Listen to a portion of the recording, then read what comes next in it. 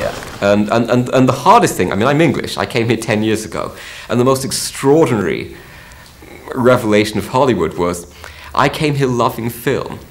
I came here loving Renoir and Visconti and William Wyler and John Ford. And I found out that Hollywood isn't at all about the art of film. It's about making a product, and it's about an enormously powerful group of people who are interested in consolidating their power. I think anybody would be completely lying to you if they said they did this for the love of the art. You come out here, you're out here for a certain amount of time, especially in the film and television industry, you quickly learn that it's not about the art, it's about the business. And if you don't treat yourself as a business, you will not make it as a star. If you look at Sylvester Stallone, if you look at the box office of Sylvester Stallone's films, they're still in the top films that are made every year. But the perception that those movies are making less, that their opening weekends weren't hitting the $25+ million that a major star is expected to take, means that Stallone left his agent for another agent. He announced publicly that he was going to abandon action movies for more thinking vehicles, and he's now doing a little art film for Miramax. Well, out in the sticks, out in China or the Philippines or even the middle of Europe, Sylvester Stallone is still perceived as being a major star. Look at Burt Reynolds, has to make a comeback. He has to go audition for a movie, you know, this Demi Moore, the striptease movie, and you have to audition, and this was the #1 box office guy. So you have to go through that humbling experience. Plus your life is just, it's under a microscope. For some people, they couldn't do it. They'd be eating 27 Prozacs a day. But for me, it was a hell of a run, and there were times when I was very, very disappointed in myself, but not angry so much at the press. I mean, they, for whatever reason, this fascination with my private life has gone on for way too long. I think I'm sick of it, and so therefore I'm sure the public is. So I think we should move on to Princess Di.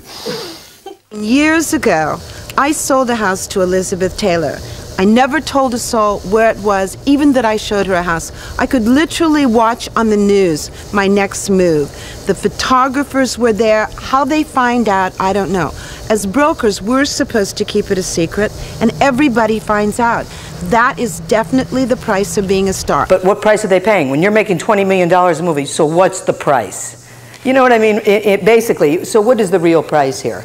The upside is the perks that come with it and accessibility to people that you've always wanted to meet.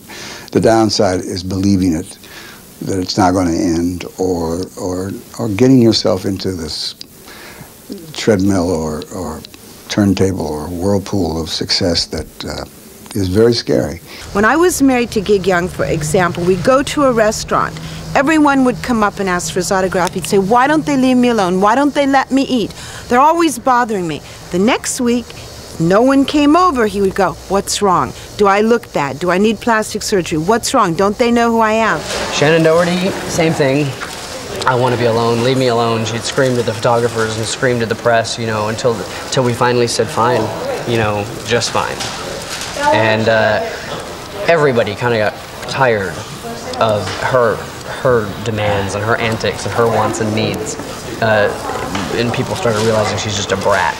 The guys that were really smart about their careers, the De Niros and the Eastwoods and the Redfords, you don't read a bad piece about them because you don't read a good piece. They don't do interviews, and so therefore they're not accessible, and therefore there's nothing to attack. Also, there's something about the joy of everybody thinking that someone's unhappy that makes their life more fulfilled.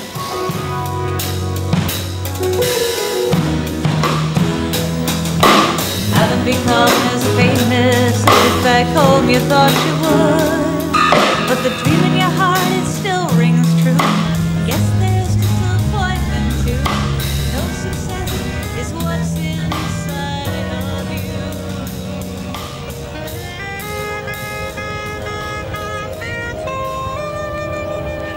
Yes, I would forgive him. I think that as a strong woman, I'm also an accepting woman. And everyone makes mistakes and learns. That's what life's all about. Gay. Not in your life. No, I'm just kidding. No. Take a look all over the world, all over the universe. Everyone will know about Jamie King and Carmen Electra.